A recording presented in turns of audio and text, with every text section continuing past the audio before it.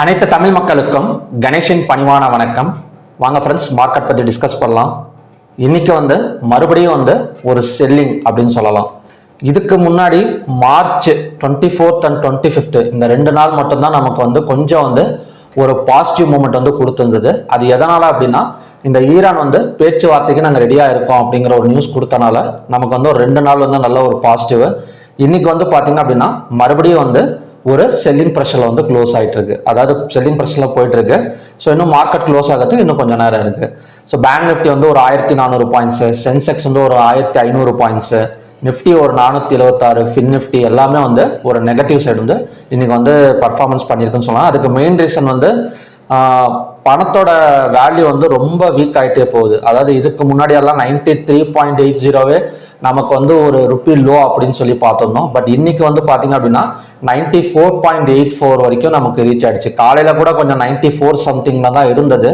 அங்கிருந்து சரி அங்கேயாச்சும் கொஞ்சம் ஒரு பை எடுக்கிறதுக்கான ஒரு பாசிபிலிட்டி இருக்கு அப்படிங்கிற மாதிரி நான் பார்த்தோம் அப்படின்னா, ஸோ போக போக ருப்பியோட ப்ரைஸ் ரொம்ப லோ ஆயிருக்கு. 94.84 ஒரு டாலர். இப்போ ஒரு டாலருக்கு நிகரான இந்திய ரூபாயோட மதிப்பு பார்த்தீங்க அப்படின்னா 94 ரூபாய் 84 பைசா வரைக்கும் இப்போதைக்கு போயிட்டு இருக்கு.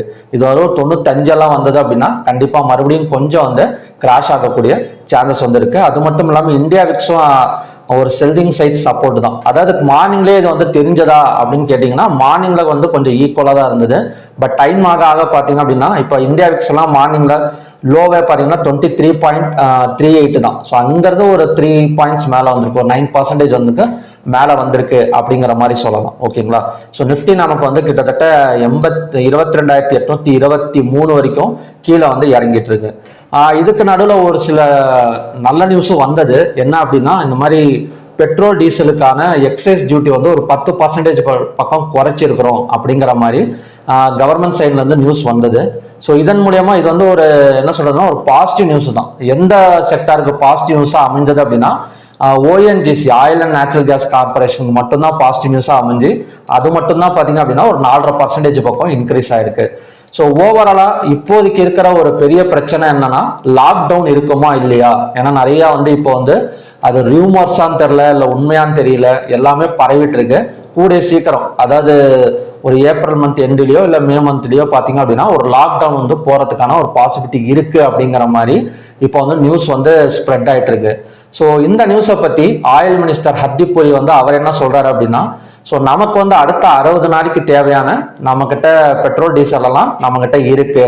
ஸோ அப்படி இருக்கனால தான் நாங்கள் எக்ஸஸ் டியூட்டி இப்போ குறைச்சிட்டு எந்த ஒரு பெட்ரோல் பேங்க்லையும் விலையை ஏற்றிடக்கூடாது அப்படிங்கிறதுக்காக இப்போ எக்ஸஸ் டியூட்டி நாங்கள் குறைச்சிருக்கோம். இந்த எக்ஸஸ் டியூட்டி குறைக்கிறதுனால கவர்மெண்ட்டுக்கு கிட்டத்தட்ட 1,20,000 கோடி ரூபாய் லாஸ் ஆக போகுது அப்படிங்கிற மாதிரி நியூஸஸ் கொடுத்துருக்கிறாரு. ஸோ இதனால இந்த பெட்ரோல், கேஸ், டீசல், ஸோ இந்த கட்டுப்பாடுனால கண்டிப்பா லாக்டவுன் நடக்கிறதுக்கு வாய்ப்பு கிடையாது. அது மட்டும் இல்லாமல் 41 டிஸ்ட்ரிபியூட்டர்ஸ் கிட்ட இருந்தால் நாங்கள் கச்சா எண்ணெய் வாங்கறதுக்கு ரெடியா இருக்கிறோம். ஸோ அதனால இந்தியாவை பொறுத்த வரைக்கும் ஸோ பெட்ரோல் டீசல் தட்டுப்பாடு இருக்காது அப்படிங்கிற மாதிரி அவர் அனௌன்ஸ்மெண்ட் பண்ணியிருக்காரு காலையில. ஸோ இதை பேஸ் பண்ணி பார்க்குறப்ப ஸோ இதெல்லாம் கொஞ்சம் பாசிட்டிவ் நியூஸ் தான். இருந்தாலுமே நமக்கு தொடர்ந்து எஃப்ஐஎஸ் வித்துக்கிட்டு தான் இருக்கிறாங்க இந்தியாவை பொறுத்த வரைக்கும். ஓகேங்களா? ஸோ நாளைக்கு மண்டே எந்த மாதிரிங்க சான்சஸ் இருக்கு அப்படிங்கிறத நம்ம பார்க்கலாம். ஸோ மண்டே பார்த்தீங்க அப்படின்னா ஒரு மறுபடியும் ஒரு கேப் டவுன் ஓப்பன் நடக்கலாம். ஏன்னா நான் இன்னும் வாரோட இது போயிட்டே தான் இருக்கு.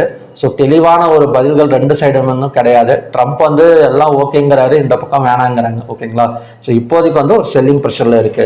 ஸ்டாக் ஹீட் மேப் எடுத்துக்கிட்டோம் அப்படின்னா HDFC bank, State Bank of India, Reliance எல்லா ஹைவேட்டட் ஸ்டாக்ஸ் பெரிய அளவில் புஷ் பண்ணிட்டு இருக்காங்க. HDFC பேங்க் இன்னைக்கு இந்த அளவுக்கு ஒரு 4% பக்கம் விழுகிறதுக்கு என்ன ரீசன் அப்படின்னா, இன்ஸ்டிடியூஷனல்ஸ், அதாவது ஜெஃப்ரிஸ் அப்படின்னா ஒரு இன்ஸ்டிடியூஷனல்ஸ் இருக்கிறாங்க, ஜேபி மார்கன் ஸ்டாக் மாதிரி அவங்களும் பார்த்தீங்கன்னா ஒரு இன்ஸ்டிடியூஷனல்ஸ். ஸோ அவங்க என்ன பண்ணியிருக்காங்க அப்படின்னா, இந்த அட்டானி சக்கரவர்த்தி ரிசர்வேஷன் பண்ணார்ல லாஸ்ட் வீக்ல சேர்மன், ஸோ அவர் ரிசர்வேஷன் பண்ணனால ஸோ அவங்க என்ன இந்த ஷேர்ஸ்ல கொஞ்சம் டிஸப்பாயிண்டட் ஆகி எல்லா ஷேர்ஸ்லேருந்தும் பணத்தை வெளியே, அதாவது HDFC ஷேரை வித்திருக்கிறாங்க, அளவுக்கு அதிகமாக வித்திருக்கிறாங்க அப்படிங்கிற மாதிரி சொல்லியிருக்கிறாங்க. ஸோ அதன் மூலியமா இன்னைக்கு HDFC பேங்க் ஒரு 4% இருக்கு டவுன் ஆயிருக்கு. ஸோ அது வந்தா கூட பரவாயில்ல. கூடவே State Bank of India, Kotak bank சொல்லவே தேவையில்ல, ஆல்ரெடி ஒரு நெகட்டிவ் நியூஸ்ல மாட்டிருக்கு. ஸோ 1.33 நம்ம ஆல்ரெடி முந்தானத்து கூட பார்த்துருந்தோம். டே பிஃபோர் எஸ்டர்டே கூட நம்ம கொட்டாக் பேங்கை பத்தி பேசியிருக்கோம். ஸோ ஆல்ரெடி ஒரு ஃப்ராடில் 160 crore ஃப்ராடில் வந்து மாட்டியிருக்கிறாங்க அப்படின்னு. ஸோ அதன் மூலயமா அது வந்து 1.30% பக்கம் டவுன் ஆயிருக்கு. ஸோ ஓவராலாக எல்லாமே வந்து மறுபடியும் ஒரு நெகட்டிவ் க்ளோசிங் அப்படின்னு சொல்லலாம். ரிலையன்ஸ் நான் பார்த்தோம் அப்படின்னா 4.57% பக்கம் டவுன் ஆயிருக்கு. ஸோ ரிலையன்ஸ் பாசிட்டிவ் தான் நான் வந்திருக்கணும், ஏன் நெகட்டிவ்ல வந்திருக்கு அப்படின்னு பார்த்தோம் அப்படின்னா, ஸோ கிட்டத்தட்ட நமக்கு வந்து கச்சா எண்ணெய் டிமாண்டில் இருந்தால் தான் இது வந்து என்ன சொல்றது அப்படின்னா கொஞ்சம் வந்து நமக்கு இறங்கும். ஆனால் இவங்க சொல்ற நியூஸஸ் எல்லாம், கவர்மெண்ட் சைட்லேருந்து சொல்ற நியூஸஸ் எல்லாம் பார்த்தீங்க அப்படின்னா டிமாண்டில் இல்லை, சப்ளைல அதிகமாக இருக்கு அப்படிங்கிற மாதிரி தான் சொல்லிட்டு இருக்காங்க. அப்புறம் ஏன் ரிலையன்ஸ் இறங்குது? சப்ளை அதிகமாக இருந்துச்சுன்னா ரிலையன்ஸ் மேலே தானே வரணும், அப்புறம் ஏன் இறங்குங்கிறது ஒரு கொஸ்டின் மார்க்காக வந்து இருக்கு இது வரைக்கும். பட் ஒரு என்ன சொல்றது அப்படின்னா ஒரு பேட்டர்ன் வைஸ்ல பார்த்தோம் அப்படின்னா அந்த பேட்டர்ன் ஒர்க் அவுட் ஆயிருக்கு, நம்ம ஆல்ரெடி பார்த்தது தான். ஸோ இந்த இடத்துல ஒரு கிரீன் கலர் கேண்டில் ஃபார்ம் ஆனால் மட்டும்தான் பை சைடு வந்து ஃபோக்கஸ் பண்ணலாம், இல்லைனா எண்டு டு எண்டு வந்து இறங்கிறதுக்கு சான்சஸ் இருக்கு அப்படிங்கிற மாதிரி தான். ஸோ அந்த பேட்டர்ன் வந்து டிரா பண்ணிடணும். கிட்டத்தட்ட 1400 1340 இன்னைக்கு மட்டுமே வந்து நமக்கு வந்து ஒரு 63 பாயிண்ட் வந்து டவுன் ஆயிருக்கு. ஸோ எக்ஸாக்டா இன்னும் இதை பிரேக் அவுட் பண்ணிட்டு கீழே வரல, இப்போதைக்கு ஒரு சப்போர்ட் ஜோன்ல வந்து நிக்குது. ஸோ பார்க்கலாம் மண்டே வந்து எந்த மாதிரி நடக்குது அப்படின்னு. ஹெச்டிஎஃப்சி பேங்கை பொறுத்த வரைக்கும் செல்லிங் தாங்க, எந்த இடத்துலையுமே இன்னும் பை எடுக்கிற மாதிரி தெரியல. மேபி ஒரு டபுள் பாட்டம் சப்போர்ட் எடுக்கணும் அப்படின்னா கிட்டத்தட்ட இந்த லோல எடுக்கணும். ஸோ டபுள் பாட்டம் சப்போர்ட் எடுக்கணும் அப்படின்னா 740.65க்கு வந்தாதான் ஸோ அந்த இடத்துல வந்து டபுள் பாட்டம் சப்போர்ட் வந்து எடுக்க முடியும். ஓகேங்களா? ஸோ பார்க்கலாம். நெக்ஸ்ட் வந்து MSCI வேர்ல்டு இண்டெக்ஸ் என்ன மாதிரி இருக்கு, இப்போ வேர்ல்டு லெவல்ல ஒரு குளோபல் மார்க்கெட்ஸ் எல்லாமே ஒட்டா பார்க்கணும் அப்படின்னா நம்ம இந்த MSCI வேர்ல்டு வந்து பார்த்துக்கலாம். கிட்டத்தட்ட 8 பாயிண்ட்ஸ் இறங்கி 0.19% பக்கம் டவுன்ல தான் இருக்கு. ஸோ நம்ம மார்க்கெட் மட்டும்தான் அப்படியான்னு கேட்டீங்கன்னா கிடையாது.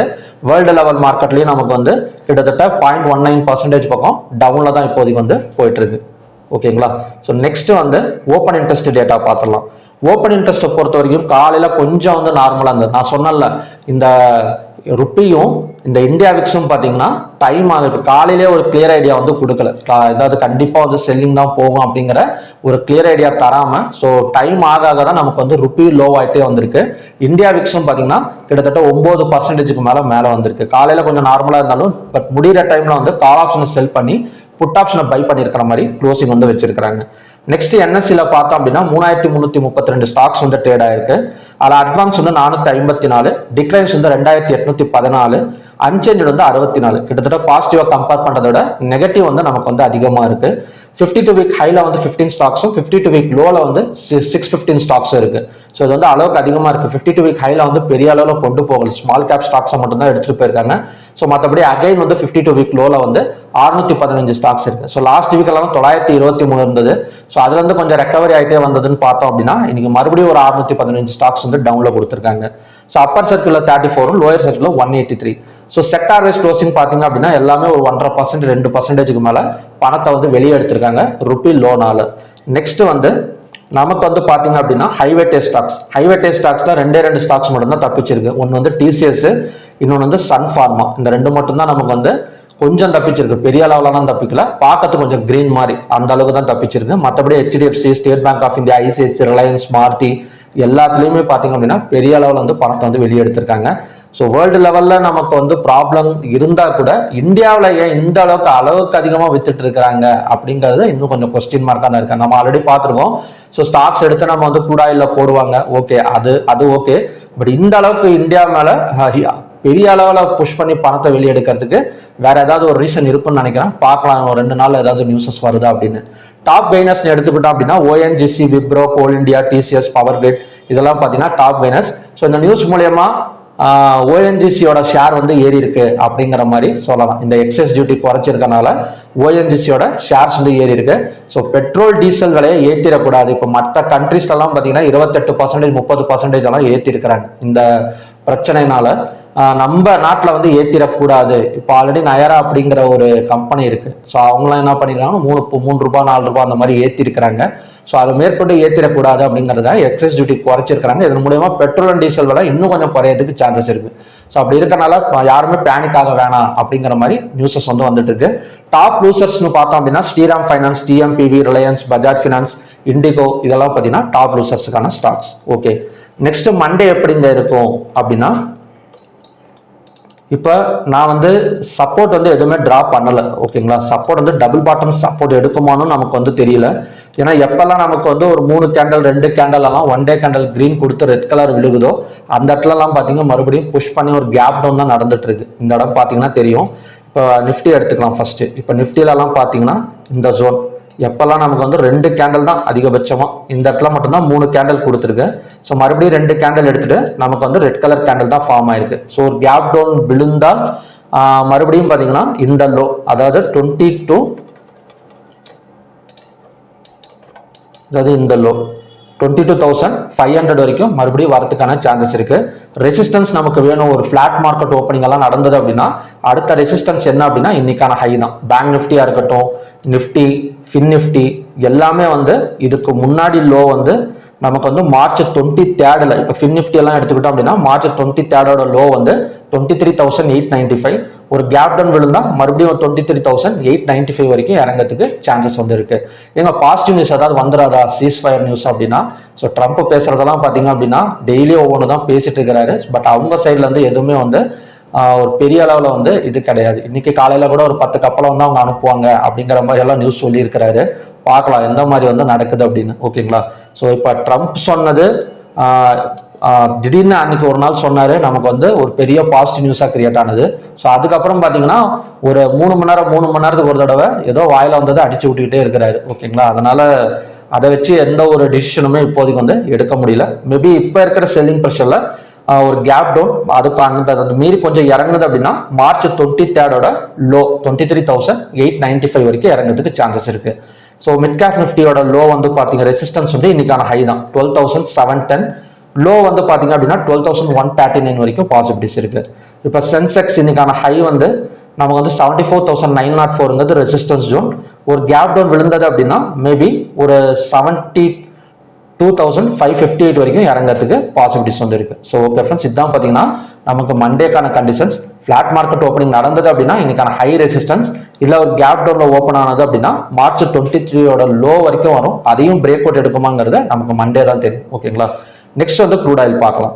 இப்போ க்ரூட் ஆயில் எப்படிங்க இருக்கு அப்படின்னா இது இறங்குது இல்லை, அப்போ அது டிமாண்ட் தான் ஓகேங்களா. இப்போ நிஃப்டி இறங்குறதுனால க்ரூட் ஆயில் கண்டிப்பாக வந்து நமக்கு வந்து டிமாண்ட் தான்.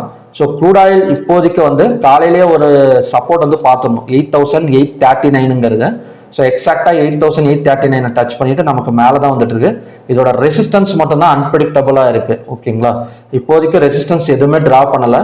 ஸோ ரெசிஸ்டன்ஸ் மேபி எனக்கு இந்த இடம் இன்னொரு 200 to 300 பாயிண்ட்ஸ் பக்கம் வந்துட்டு தான் ரெசிஸ்டன்ஸ் எடுக்கிற மாதிரி தெரியுது. இப்போதைக்கு ஒரு சப்போர்ட் ட்ரா பண்ணோம் அப்படின்னா நேத்தோட ஹையை பிரேக் அவுட் பண்ணியிருக்கனால ஒரு டெம்பரவரியா ஒரு சப்போர்ட் வந்து 9,072. ஸோ 9,072 தான் இப்போதைக்கான சப்போர்ட் 1. சப்போர்ட் 2ங்கிறது 8,839. ஸோ ஹை இப்போ டார்கெட் சைடு எவ்வளோ தூரம் பாசிபிலிட்டி இருக்கு அப்படின்னா ஒரு 9,500 or 400 இந்த ட்ரெண்ட் லைன் டச் பண்ற வரைக்கும் நமக்கு வந்து பாசிபிலிட்டிஸ் வந்து இருக்கு. நெக்ஸ்ட் வந்து நேச்சுரல் கேஸும் மார்னிங் சொன்னதான் 280.5ங்கிறது நமக்கான சப்போர்ட் ஜோன். ஸோ அங்கேருந்து ஆல்ரெடி நமக்கு வந்து ஒரு 8 பாயிண்ட் மேலே வந்திருக்கு. ஒரு ரவுண்ட் பாட்டம் பேட்டர்ன் இருக்கிறனால 296.6 இந்த பேட்டர்ன் நீங்க பார்த்தீங்கன்னாலே தெரியும். இந்த இடத்துல நமக்கு வந்து ஒரு பேரல் கிரியேட் பண்ணி பிரேக் அவுட் நடந்திருக்கு. ஸோ நெக்ஸ்ட் டார்கெட்டுங்கிறது 296.6 வரைக்கும் நமக்கு வந்து சான்சஸ் இருக்கு நேச்சுரல் கேஸ். அது மட்டும் இல்லாமல் நேச்சுரல் கேஸ் வந்து க்ரூட் ஆயில் இன்வென்டரி டேட்டா வந்து டிமாண்ட் கொடுத்துருக்காங்க ஓகேங்களா. நெக்ஸ்ட் வந்து gold and silver. So gold and சில்வரை பொறுத்த வரைக்கும் ரெசிஸ்டன்ஸ் அண்ட் சப்போர்ட் மட்டும் பார்த்துக்கலாம். பிரேக் அவுட்ங்கிறது வேணாம் இப்போதைக்கு. ரெசிஸ்டன்ஸ்ங்கிறது 1,42,709. கோல்டுக்கான சப்போர்ட் ஜோன் வந்து 1,38,958. நெக்ஸ்ட் வந்து சில்வர். இப்போ சில்வர் பார்த்தோம் அப்படின்னா ரெசிஸ்டன்ஸ்ங்கிறது 2,27,663. சப்போர்ட் ஜோனுங்கிறது 2,19,284 ஓகேங்களா. ஸோ ஓகே ஃப்ரெண்ட்ஸ், இதுதான் பார்த்தீங்கன்னா கண்டிஷன்ஸ். பார்க்கலாம் எந்த மாதிரி வந்து ஓப்பனிங் கொடுக்குறாங்க அப்படின்னு. இன்னும் இறங்கிட்டு தான் இருக்கு. 495 97 பாயிண்ட்ஸ் பக்கம் நிஃப்டி வந்து டவுன்ல தான் போயிட்டு இருக்கு ஓகேங்களா. ஸோ நமக்கு வந்து நாளைக்கு வந்து சென்னையில் வந்து ஒரு செமினார் இருக்கு. ஸோ அதில் என்னென்ன டாபிக் வந்து கவர் ஆகும் அப்படின்னா ஒரு ஆப்ஷன்ஸ் ட்ரேடிங் பண்ணுறதுக்கு. ஸோ நம்ம எந்த மாதிரி ஸ்ட்ரைக் ப்ரைஸ் வந்து எடுத்துக்கலாம். ஸோ அது மட்டும் இல்லாமல் நம்ம ஓப்பன் இன்ட்ரெஸ்ட் டேட்டா வச்சு ஆப்ரேட்டர்ஸ் எந்த மாதிரி மைண்ட் செட்டில் இருக்கிறாங்க அப்படிங்கிறது எப்படி வந்து ஃபைண்ட் அவுட் பண்ணுறது. ஸோ அது மட்டும் இல்லாமல் ஒரு மெத்தடை வச்சு எப்படி வந்து entry exit stop loss, so இதெல்லாம் பார்த்தீங்கன்னா நம்ம டிஸ்கஸ் பண்ணிக்கலாம்.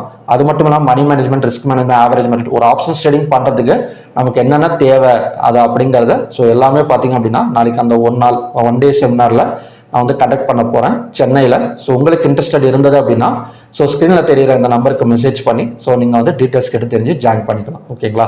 ஸோ ஆஃப்டர் த கிளாஸ் கூட சப்போர்ட் இருக்குது. இப்போ நாளைக்கு நீங்கள் அட்டன் பண்ணிட்டு போகிறீங்க அப்படின்னா ஸோ அதுக்கப்புறம் கூட நான் உங்களுக்கு ஏதாவது டவுட்ஸ் இருந்தது அப்படின்னா நீங்கள் எனக்கு மெசேஜ் பண்ணலாம், கால் பண்ணி கேட்கலாம். ஸோ இந்த டவுட்ஸ், இந்த டாபிக் வந்து எனக்கு இன்னும் புரியலைங்க, இன்னொரு தடவை எடுங்க அப்படின்னு சொன்னால் கூட நான் ஒரு வீடியோ கால் அட்டன் பண்ணி ஸோ இன்னொரு தடவை அந்த டாபிக் எடுத்து உங்களுக்கு நான் கிளியர் பண்ணி கொடுக்குறேன். ஓகேங்களா. ஸோ கண்டிப்பாக ஃபுல்லாக சப்போர்ட் இருக்கு. ஓகேங்களா. ஸோ ஓகே ஃப்ரெண்ட்ஸ், மறுபடியும் பார்த்தீங்க அப்படின்னா இன்னொரு நல்ல ப்ரிடிக்ஷன் வீடியோட நான் வந்து உங்களை மீட் பண்ணுறேன். Thank you very much.